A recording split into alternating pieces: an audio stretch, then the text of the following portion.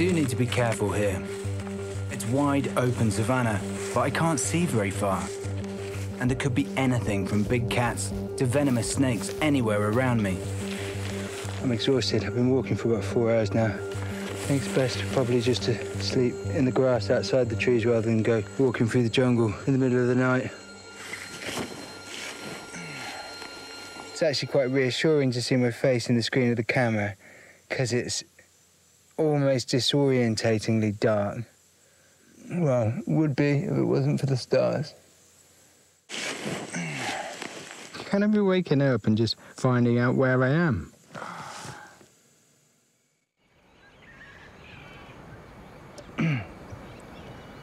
Morning.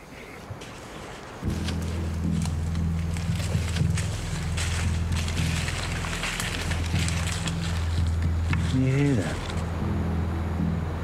Sounds like a machine.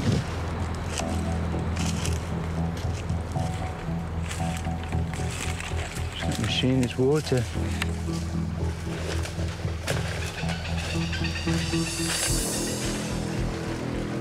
Oh, look at that!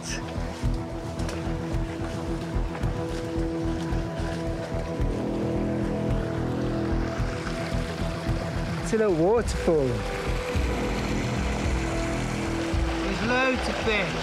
There's loads of fish. It looks beautiful. Here, I can set the fishing trap again. All the work that I put in, I can still take advantage of. Good move. Good move. These termite mounds, this is what I'm looking for. Because I haven't had much luck with the moriche fruit, I'm gonna try a different bait. Okay, that is swarming with termites. So I'm gonna pop it in, right at the back there. Might even break it up a little bit. And then fingers crossed, we've got ourselves a winning combination. Launch that back under here. And the fish are already going nuts for that. It's been over 40 minutes since I put the fish trap in, and I'm anxious to find out if it's worked, or if it's another fail. Okay, moment of truth.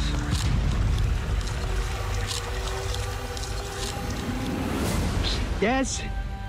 Yeah. Oh, look at that. Look at a fish. There's more, there's more, there's more. Oh, thank you, thank you, thank you. 4 little fishies.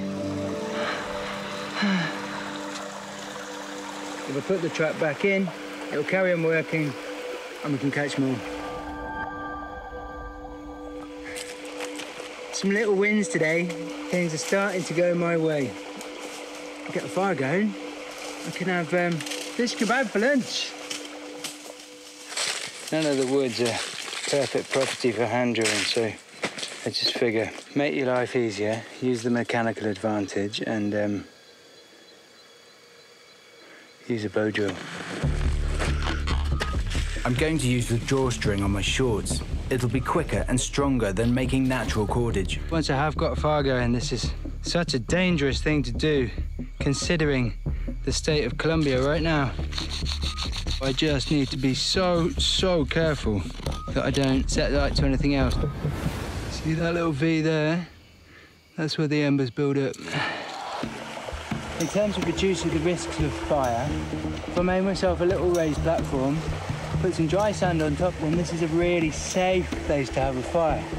These big sheets of moriche palm, they're perfect. The thing is, the sand is wet.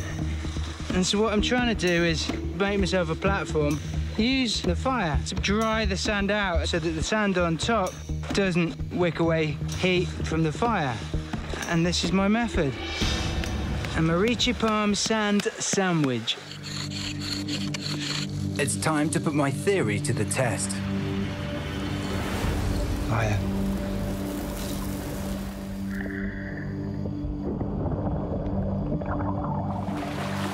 Just saw one go in. Yes! There's 2. That's 6 fish I've got to cook for lunch. Where's my fish on a stick? Each one of those fish is over an hour's worth of trap making at the moment. So I'm going to savour every single bite. Today was undeniably a good day.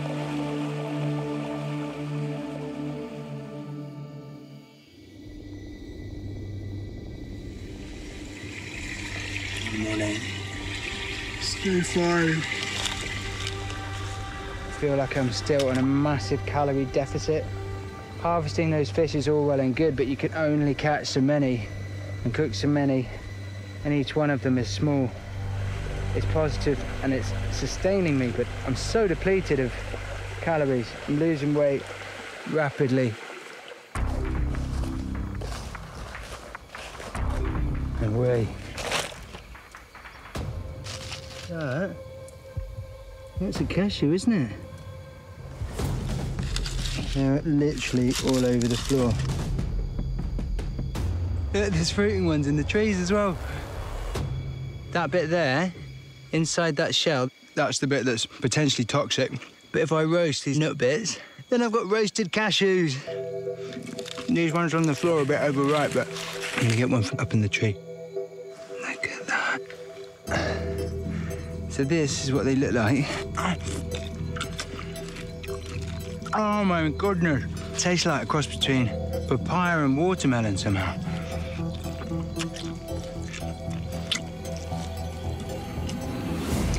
Lips are tingling a bit. Stop eating them fast. Stop touching the outer shell. Right, the fire's down to embers. And so all I'm gonna do is put these cashews on for approximately 15 minutes and roast them in the embers. And fingers crossed, they'll be perfectly roasted and I can crack them open and have roasted cashews.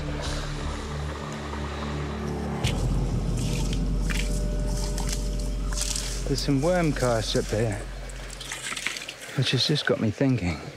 And if there was worm cast, there's worms.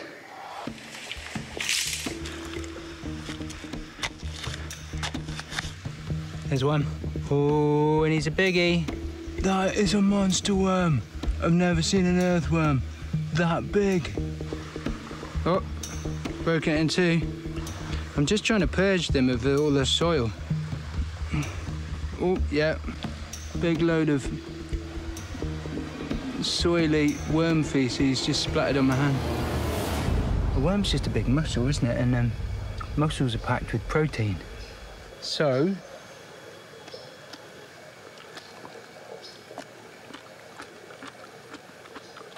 crunchy and somewhat slimy, but actually quite a good amount of meat. Ah, it's got an aftertaste. Not particularly enjoying it, but literally free protein. Who would turn down free protein? Helping to provide a balanced diet. Surf and turf. Literally turf.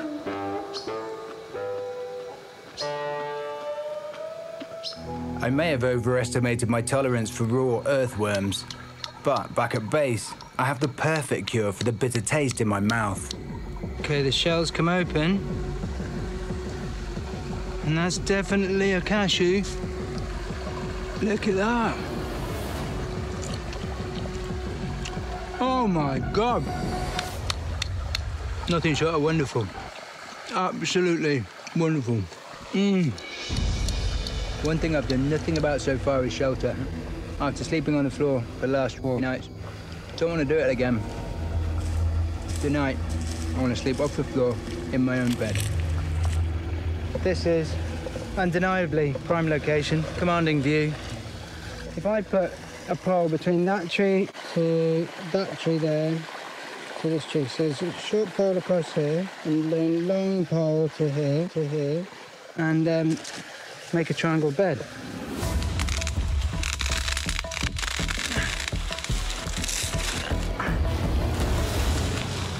Having a little realisation that the trees that I can push over and snap with my bare hands, and my body weight aren't strong enough to support the length that I need them to be.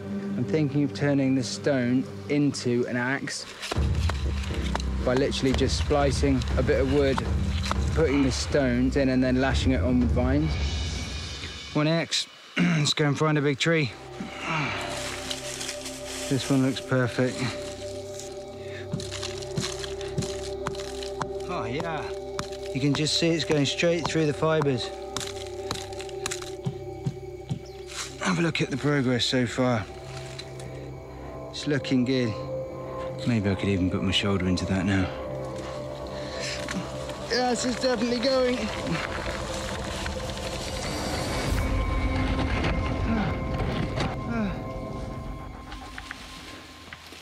Timber.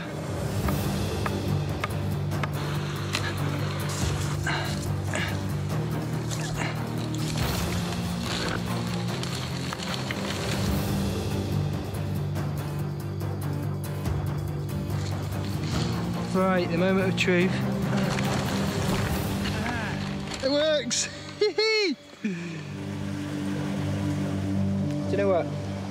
Something about investing in yourself that is just so rewarding. I'm gonna sleep well tonight. Not like a rat on the floor, like a lord in his treehouse.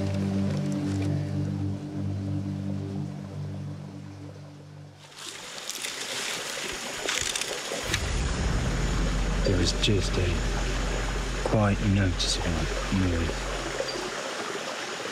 like crack, a couple of cracks coming from only about 10 metres in front of me. It's enough to wake me up and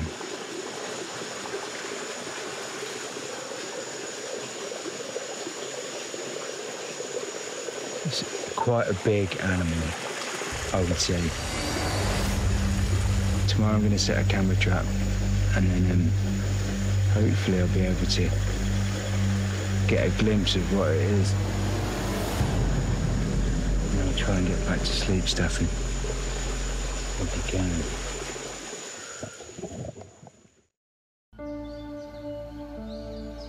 Oh, just 5 more minutes, please. Just 5 more minutes.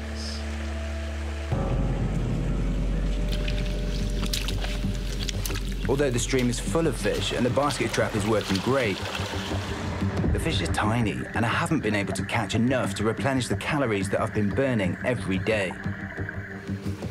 I haven't got time to physically go out and explore all the different areas by myself. And so I'm just going to use the drone to explore. It's time to try and look for somewhere which might potentially give me the option of a bigger meal.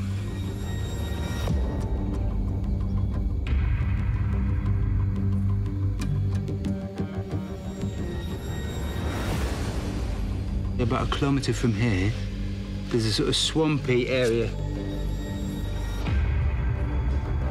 It looks like that could be the sort of habitat where there's larger game. I'm talking caiman, turtles, piranha maybe, like slightly bigger fish. Things that potentially could give me a much more substantial meal. I think my best strategy, based on this, is exploring downstream where the water course gets larger. The animals that inhabit it are bigger as well. This is a good little tool, isn't it? It's time to go out and find bigger game.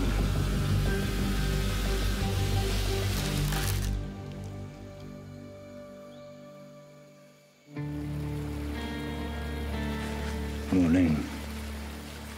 Woken up early this morning because I'm going to go down and check the camera trap that I set for yesterday. As early as possible. Right, let's see whether this camera's been triggered or not. Okay, it's been triggered. There is a puma in this area. I know that pumas historically don't hunt humans, but then again, I do need to be a little bit careful. I mean, if they're hungry or injured, they could potentially pose a threat. Wow. Okay, that's an ocelot, I think. very unusual to see ocelot in the daytime moving because they're nocturnal. But I guess that is the direct result of the fire forcing animals out of their territory and making them behave in slightly abnormal manner. These bushfires change everything. The fact that all of the animals are behaving differently makes you just stay so much more vigilant, so much more alert, because what you might think is not a threat might suddenly turn into something actually quite dangerous.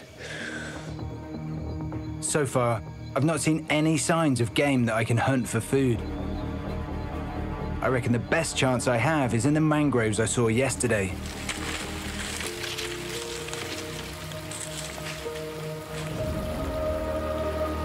You can see the river starting to get bigger now. Quite a bigger expanse of water, which means things like caiman become very real possibilities.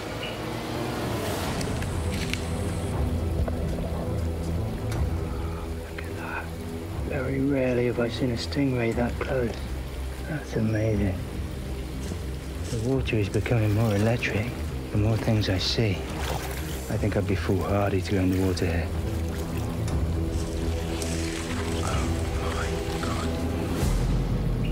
Just under that log, right in the center of the shot, is a caiman. You can just see the eye, little black dot poking up. It's a small one. It's only about 2 foot long, but where the small one, there's big ones as well. I think that this is the perfect location to set a caiman trap. This is the stream that has widened, that I saw the caiman in further upstream. And you look at here, there's a kind of natural exit path from the water. So if I set a snare here, bait it with fish, put a little corral fence in to guide the caiman through the noose, I could have a proper meal.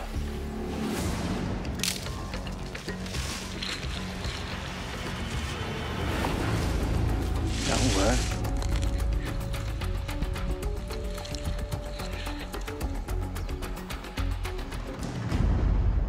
Okay, trap set. I've put my 3 most generous pieces of fish down to encourage the caiman to come through and dislodge the bar. Right, just to demonstrate it, I'm just gonna be the caiman. You got me. Proves it works, eh?